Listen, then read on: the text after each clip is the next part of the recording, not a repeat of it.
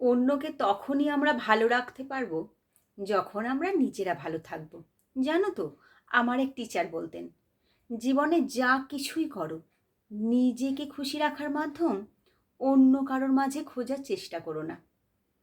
কখনো কারোর ওপর এত বেশি মাত্রায় নির্ভরশীল হবে না যাতে তোমার চাহিদা, তোমার এক্সপেকটেশন পূরণ না হলে মন খারাপ হয়ে যায়, মন ছোট হয়ে যায়, বিশেষ করে মানসিকভাবে।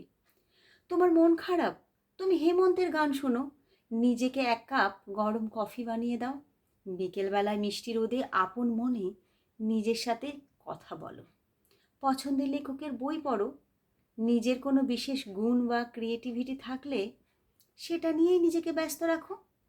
অন্যকে ব্যঙ্গ করে স্টেটাস লেখা, নিজের দুঃখ দুর্বলতা সবার সামনে প্রকাশ করা কোনো বুদ্ধিমতির কাজ না।